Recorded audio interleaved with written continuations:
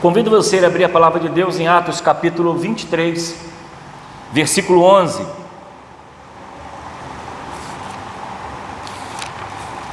Atos capítulo 23, versículo 11.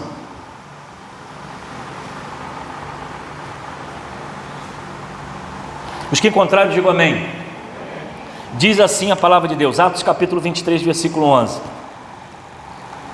Naquela noite o Senhor apareceu a Paulo e disse: tenha ânimo, Paulo, assim como você testemunhou a meu respeito aqui em Jerusalém, deve fazê-lo também em Roma.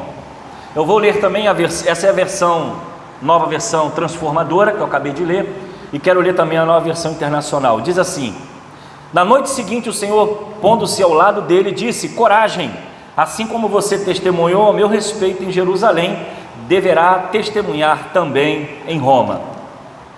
Eu quero trazer aqui em evidência a palavra coragem, que é exatamente a primeira palavra que Jesus, ao aparecer para Paulo na prisão, diz exatamente para ele: coragem, assim como você testemunhou a meu respeito em Jerusalém, deverá testemunhar também em Roma.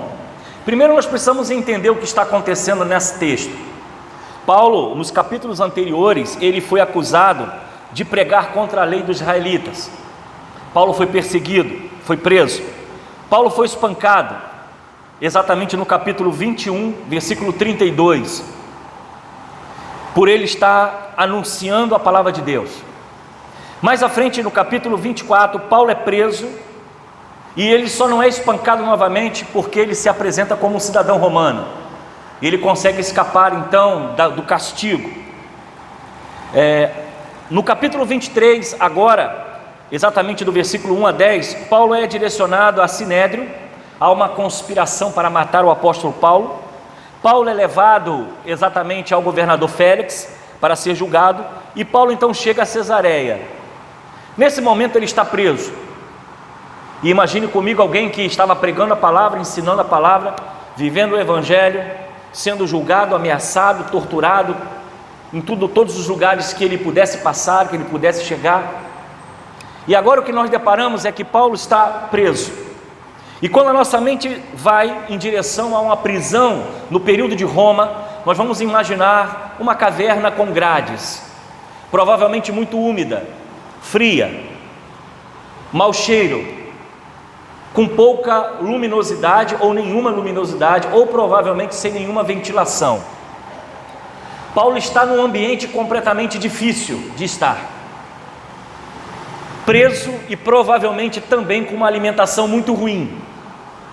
Paulo está exausto, Paulo está cansado, Paulo está sozinho no escuro de uma caverna ou num calabouço úmido.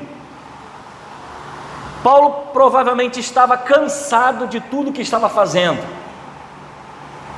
com muitas dores emocionais, psicológicas, físicas.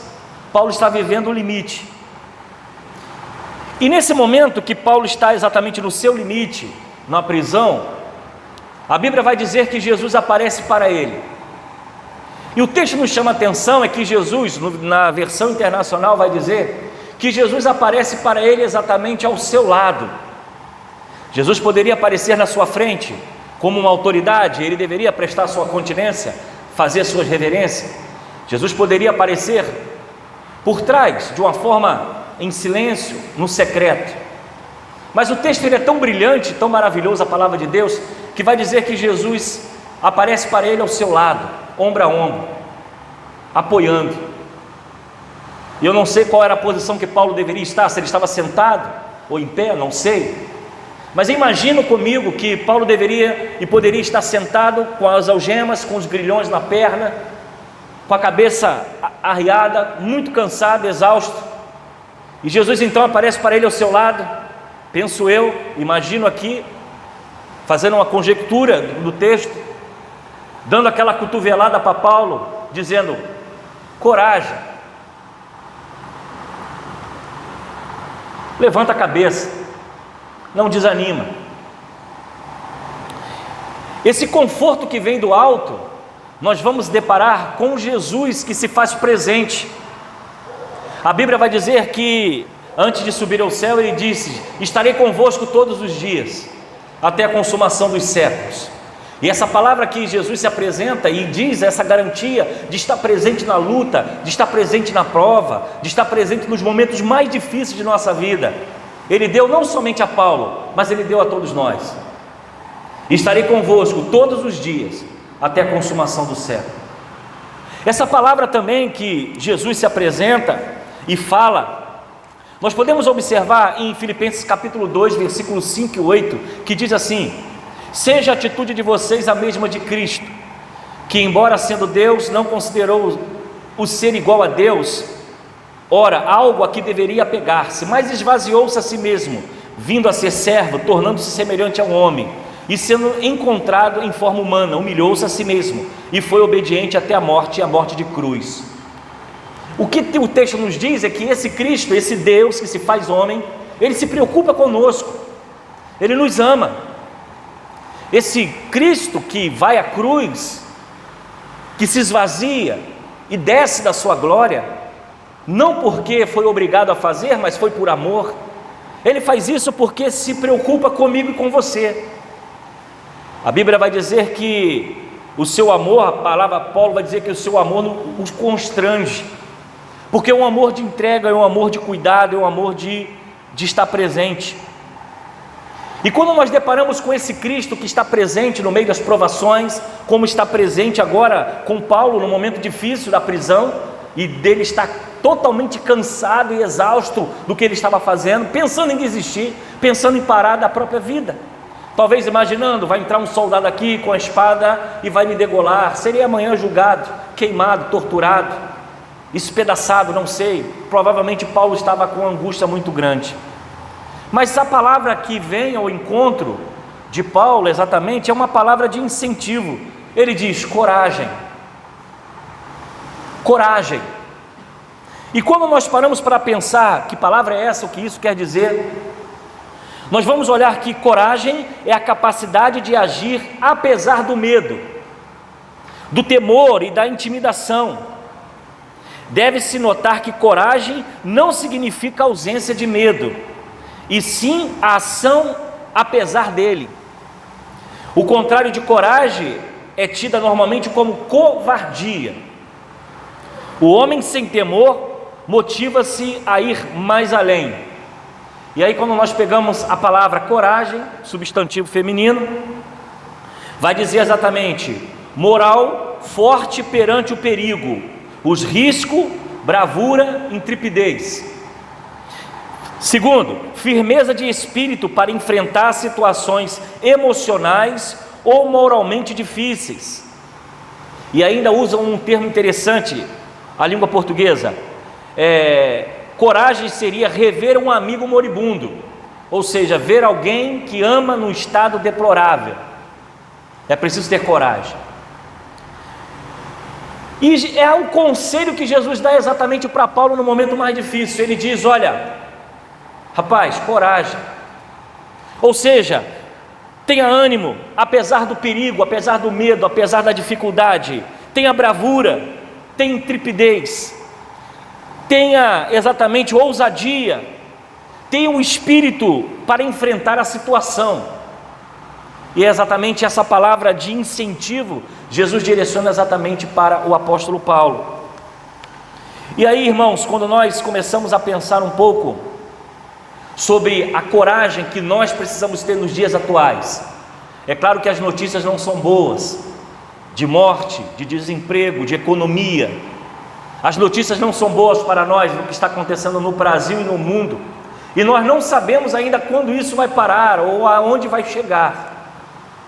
Mas a mensagem que vem para nós nesta noite é a mesma mensagem de Paulo, é uma mensagem de incentivo, dizendo a você: coragem, tenha intrepidez, tenha ousadia naquilo que você pretende fazer. E quando nós paramos para pensar um pouco mais, nós vamos ver em Hebreus capítulo 11, versículo 3, pela fé entendemos que os mundos pela palavra de Deus foram criados, de maneira que aquilo que se vê não foi feito do que é aparente. Então, quando nós deparamos que a palavra de Deus tem poder, A palavra de Deus tem autoridade para criar o mundo e criar todas as coisas. Nós sabemos que o mundo foi criado através da sua palavra, da sua ordem. Quando nós nos deparamos com a palavra de Deus, que vai dizer: posso todas as coisas naquele que me fortalece, essa palavra precisa entrar no nosso coração e precisamos ter coragem para vencer dias maus e dias difíceis que nós vivemos. Se a palavra de Deus, ela precisa ter e ser real em nossa vida, nós precisamos ter força, precisamos ter ânimo. E é por isso que o mundo às vezes não entende. Quando vê um cristão passando luta, passando prova, ele está cantando, ele está glorificando a Deus, ele está na igreja cantando, ele está indo e vindo em orações, na leitura da palavra, mas ele não desiste, ele não se curva. Por quê? Porque o povo de Deus tem a sua coragem alicerçada exatamente dentro da palavra de Deus. E o que nós precisamos viver nesse tempo de dificuldade, para as nossas famílias, para nós que somos e estamos na sociedade, trabalhadores, empresários, professores, alunos, jovens com o futuro pela frente, quando nós nos deparamos com todas essas coisas, nós precisamos olhar a situação de Paulo e pensar: Jesus nos diz coragem para vencer, coragem para avançar. Mas o fortalecimento do Paulo não está apenas em Jesus ter aparecido ao seu lado, como alguém que apoia, que incentiva. A presença de Jesus também não está apenas na palavra que ele diz, olha, coragem, como um conselho. Mas a palavra de Jesus também traz o fortalecimento para Paulo numa promessa que exatamente está no versículo 11, que diz o seguinte: coragem, pois do modo por que deste testemunho a meu respeito em Jerusalém, assim importa que também os faças em Roma. O que está acontecendo aqui é exatamente que Paulo está numa situação já quase entregando os pontos. Ele está vivendo uma realidade tão difícil, tão angustiante, que provavelmente o seu ânimo deve ter caído. É tipo aquele negócio: não tem como mais, perdi, não tem mais jeito, não tem mais como mudar, não tem mais como isso ser transformado. A situação de Paulo é completamente de uma entrega diante de uma situação que ele está vivendo. E o que nós vemos de Jesus é que Paulo está sendo agora fortalecido numa promessa que ainda viria de acontecer, porque na mente de Paulo já estava o fim, não tem jeito, acabou, já é o fundo do poço, não tem saída mais. Ele estava preso numa cela úmida, com grilhões nas pernas, nos pés, não tendo nenhuma perspectiva de futuro. Para ele já era o fim. Jesus, além de dar uma palavra de incentivo, coragem, dá a ele uma palavra de que ali não seria o seu fim, mas ele iria ainda mais à frente continuar a levar esse evangelho, porque não seria o seu fim exatamente ali em Jerusalém, mas seria ainda uma mensagem em Roma. E o que nós aprendemos com isso? Muitas vezes, amados irmãos, a nossa mente, ela é levada a, diante de uma dificuldade, nós nos entregarmos com muita facilidade, porque é natural do homem sempre procurar aquilo que é fácil. O ser humano é igual água, né? A água, ela vai para aquilo que é mais baixo, e aquilo que onde tem brecha ela vai passando. É o sentido da gravidade. Ela procura aquilo que é mais fácil para ela. O ser humano é assim muitas vezes, diante da primeira obstáculo, diante da primeira dificuldade, a tendência na nossa mente é a simplesmente procurar aquilo que é seguro, aquilo que é abrigo, aquilo que é um pouco de proteção. O homem geralmente tem essa dificuldade, é por isso que os empreendedores, aqueles que se lançam a abrir negócios, a fazer empresas, ele precisa ter uma certa ousadia. Já há pessoas que têm um temperamento mais de buscar uma segurança, buscar aquilo que é menos arriscado, porque isso faz parte da nossa vida. E quando nós nos deparamos com uma dificuldade, uma porta fechada, um não, algo que parece não funcionar, a tendência da nossa alma é se abater. Uma notícia ruim, uma enfermidade, o desemprego, problemas financeiros, isso abate a nossa alma, porque nós somos levados sempre a estar seguros ou buscar segurança em alguma coisa palpável, aquilo que nós entendemos que seja real segurança, de real segurança. E Paulo provavelmente esteja vivendo isso, porque ele era homem como nós. Apanhou, foi preso, julgado, sinédrio, as autoridades jogaram no calabouço e ele deve ter pensado: já era, não tem mais como sair, porque a sua mente estava na situação, no momento. E algo que nós precisamos entender em nossa vida: nós não podemos nos abater diante das circunstâncias. A Bíblia vai dizer que o cristão não vive pelo que vê, né? Ele vive daquilo que crê, daquilo que ele espera. E a fé é exatamente isso. A fé é algo que a gente não tem como tocar ou até explicar, mas a fé nos leva a crer que aquele algo vai acontecer. E Jesus está dizendo para Paulo exatamente isso: olha, Paulo, aqui não é o fim não, rapaz, coragem, porque você ainda vai levar esse evangelho em Roma. E aí, amados irmãos, quando nós começamos a olhar esse fortalecimento que Jesus dá ao destino de Paulo, nós vemos que nessa caminhada, Paulo ainda testemunhou ao governador Félix e à esposa Drúxila. Atos capítulo 24. Paulo ainda foi falar com o governador Festus, logo após a sua prisão.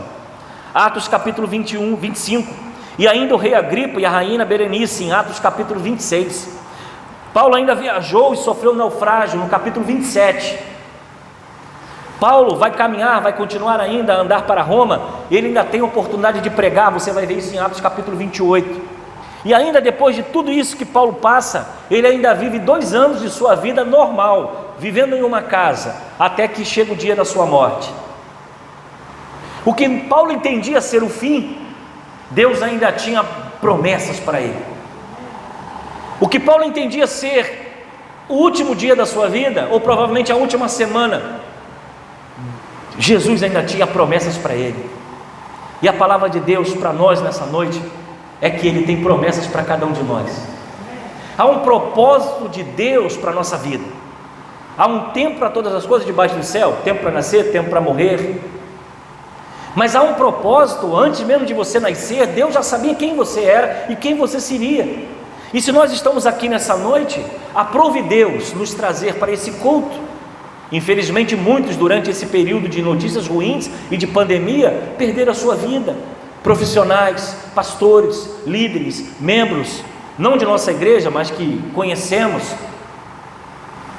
Mas quando nós pensamos e analisamos, muitas vezes o nosso coração precisa descansar diante do dia mau e diante da porta fechada.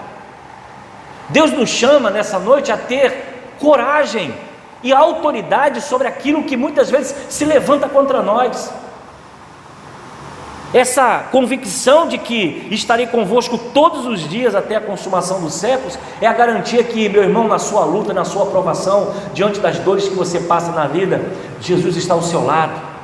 Ele está conosco todo o tempo, Ele ouve a nossa oração, Ele ouve o nosso clamor, Ele está presente no dia mau, Ele é poderoso para fazer infinitamente mais de tudo o que pedimos ou pensamos, conforme o seu poder que opera em nós. Você vai ver isso em Efésios capítulo 3, 20.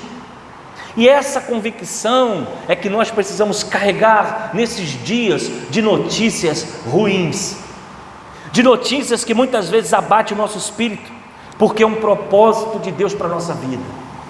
Há um propósito de Deus para cada um de nós. O que Deus declarou, o que Deus deseja, o que Deus pensa, o que Deus quer para cada um de nós, ninguém pode impedir a vontade do Senhor. A vontade dele é boa, é perfeita e é agradável.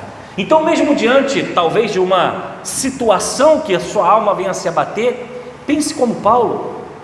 Jesus diz a ele: coragem, porque essa não é o fim, esse não é o seu último emprego, esse não é a enfermidade que vai ceifar a sua vida, essa não é a porta que talvez possa levar você à dor ou ao sofrimento, porque há um propósito de Deus para cada um de nós, e essa segurança, amados irmãos, essa fé precisa estar dentro da nossa vida, para que nesse tempo de tantas notícias ruins, nós possamos não ouvir o jornal, não ouvir as notícias, não olhar para o que está acontecendo, mas ouvir a voz do Espírito Santo que diz: coragem, coragem, coragem, fé para vencer o dia mau. Que o Senhor nos ajude, que mesmo nos calabouços da vida, nos calabouços emocionais, físicos, materiais, o Espírito Santo de Deus continue a estar fortalecendo o seu coração, porque o comando da sua vida está nas mãos do Senhor, a sua família está nas mãos do Senhor, a sua vida pertence ao Senhor, você é propriedade exclusiva do Senhor, e nada e nem ninguém pode tocar em você, a não ser que haja um projeto de Deus para tudo que vem acontecer conosco. Confie, coragem, nesse tempo de pandemia, nesse tempo de lutas que estamos vivendo. Vamos avançar, vamos seguir, confiando de que não é o fim, mas é o início de um grande projeto diante de Deus. Amém, irmãos?